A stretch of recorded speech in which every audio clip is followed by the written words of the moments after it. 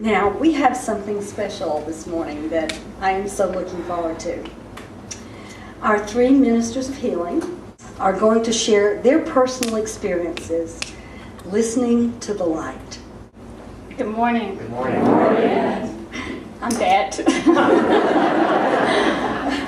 Oh, that song was beautiful, wasn't it? One small voice. That was gorgeous. There are three of us speaking this morning. And in numerology, 3 is the number for communication. And that's what we're learning to do, is communicate with God. But we're also doing more than communicating. We are learning to listen to God. Our stories today will be different, unique. But what we have in common is that communication, communicating with God. And listening. It's very important. When I was a little girl, I loved spending time at my grandparents' house. I spent several summers there. And they had a farm, and it was in the mountains of North Carolina. And I remember the peace and the quiet. And I loved it there. I felt safe and secure. My grandfather was a Baptist minister, and he had a radio program. So I loved getting up early on Sunday morning, and we would drive to the radio station, and he would preach, and then we would go on to church. And of course, we had the summer revivals, which was interesting. But what I remember, and I don't know if it was just the essence of God being all around, but what I remember is feeling safe, secure, loved, and nurtured. And then, of course, in the fall, we'd go back home, and there was chaos, and there were 5 kids, so, it was loud, screaming, yelling, slamming of doors. And there were times when I was afraid, very afraid. And I would pray.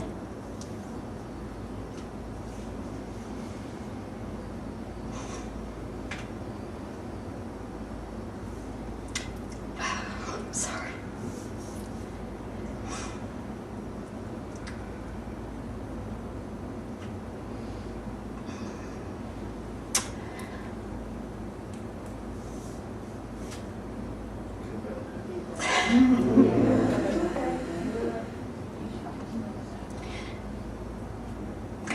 Because I was afraid. And I took this fear into adulthood. And it was called social phobia. And it's really hard to maneuver in the world when you're afraid of the world. It's just hard to get out there, and jump in when you're just terrified. So, anyway, it was difficult. And over the years, Kirby would say, let's find a church, let's go to church. And we did. We found one that we went to a couple of years. And I liked it because it wasn't so much preaching as it was teaching. And I enjoyed that.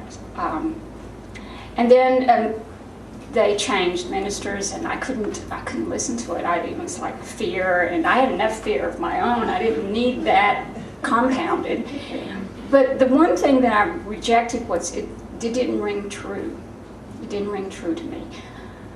My God loved everybody, no matter what they did. So I said no. I was like, no way, I'm not going to church. And no. And I'm very stubborn sometimes. So when my brother told me he was joining a church, I'm like, yes, I was genuinely happy for him. I was so happy because if you know my brother, this was major. This was a major life event. So I wanted to be there for him. I wanted to come and I wanted to witness this. So we came to Inner Quest. And what I remember feeling was welcomed with open arms. I remember the love and the welcome. I just felt welcomed here. And it was just lovely. It was, I can't express how much that means to a person who has come to a church for the first time, to feel welcomed. They told me not to talk a lot. But we weren't churchgoers, and we may have come sporadically, but there was something tugging at me, something pulling. And I told Kirby, I said, I want to go back to Inner Quest. I want to start going there. And he was like, you would pick that one.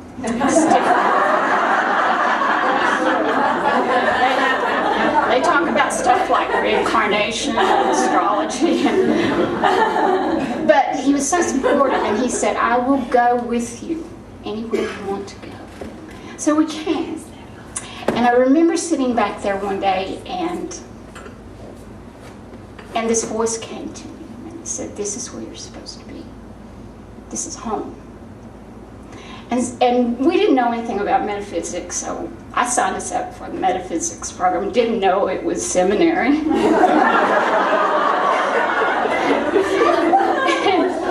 I loved it. I just ate it. I was hungry for it. I loved it. Kirby, now that was a different story. Kicking and screaming, he made it through.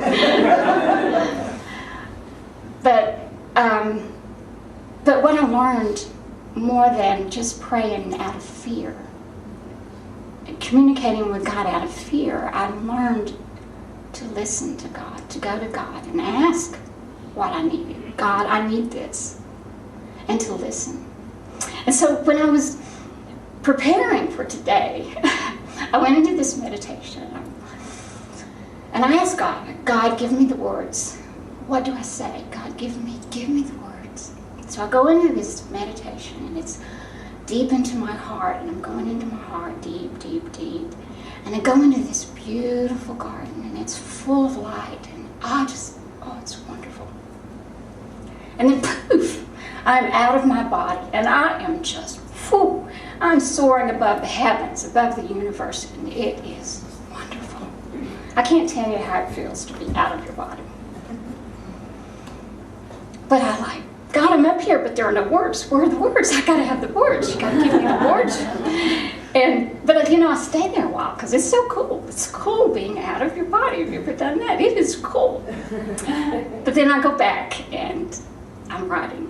And at first I don't get anything. But I keep writing, and then he gives me the words. These are the words. This is important because that's what I asked for. And this is what he gave me. God is truth and light. We are free to dwell in the house of God. It is a choice.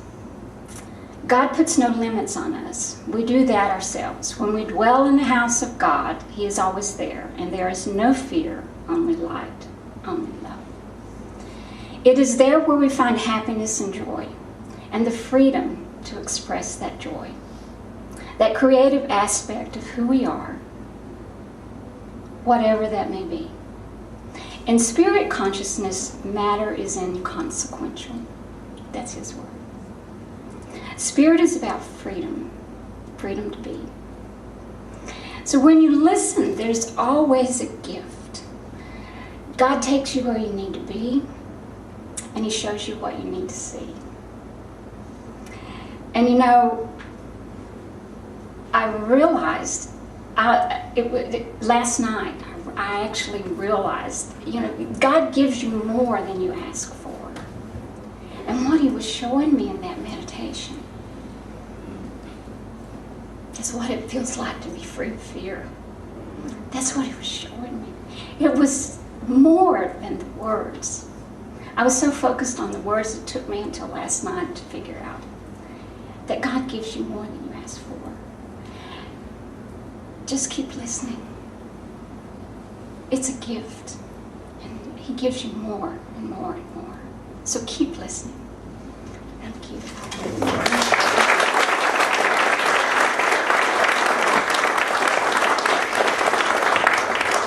Thank you, Bette. That was beautiful.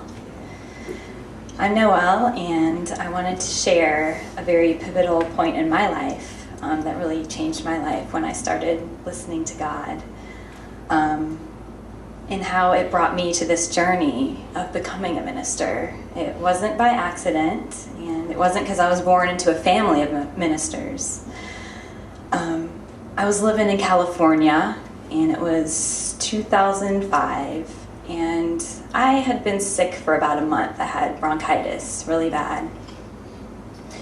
And the cough went away, and I still had these horrible chest pains. It was like daggers stabbing me in the chest, and it was so bad that I would get really weak and pale, and at times I would pass out. And I went to the doctor every week, and they couldn't figure out what was wrong with me. They gave me rounds and rounds of antibiotics. They gave me an inhaler so I could breathe, anti-pain medication, anti-anxiety, everything they could give me, they gave me, and they still did not have a diagnosis. And I still was not sleeping or eating, and I had the pain.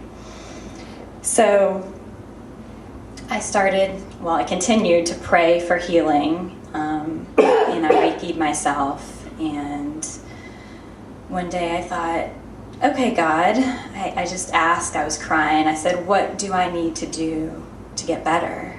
What is it I need to do? And I was journaling, and I just wrote down, Noelle, you need to go back home and take classes at InnerQuest.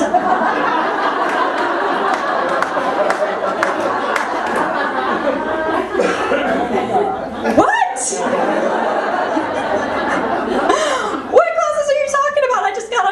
3 years ago. I love it out west. I hate Georgia. God.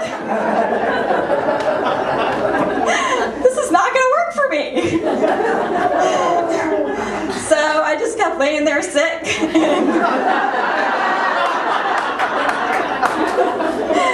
And I kept asking, and I kept getting the same things.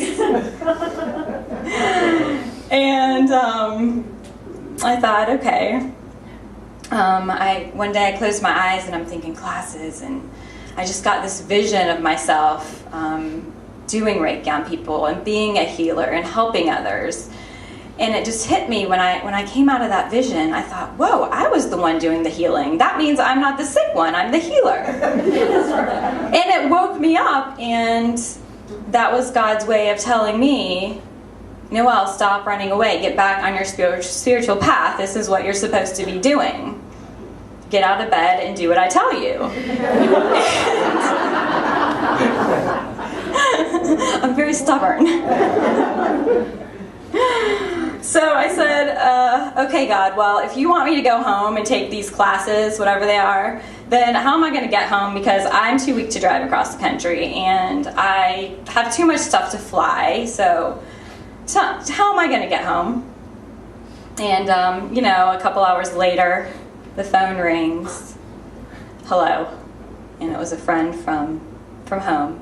And he knew I had been sick, and I told him, I'm thinking about coming home. I just don't have all the details planned out. I'm not sure how I'm going to make it. And he said, well, Noelle, if you need me, I love traveling. And he said, I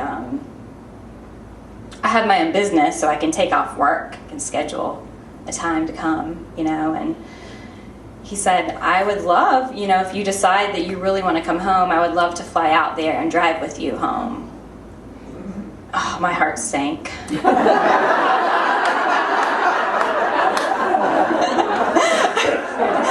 was bittersweet because I knew that was my answer, but I didn't want to go.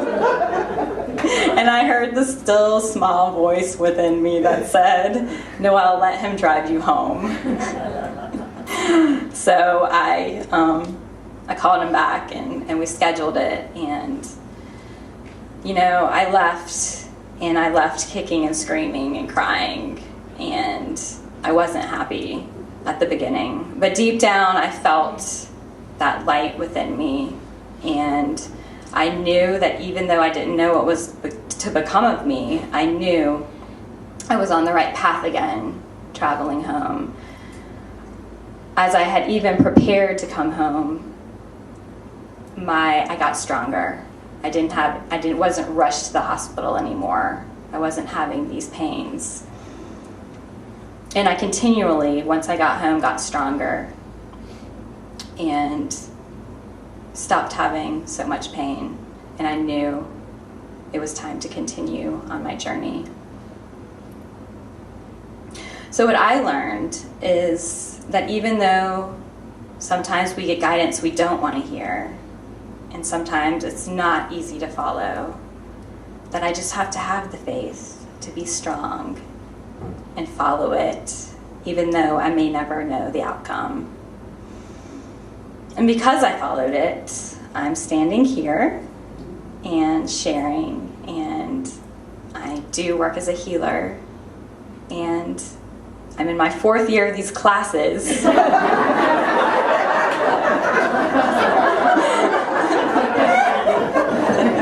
now I know why God didn't say seminary, because I would have ran.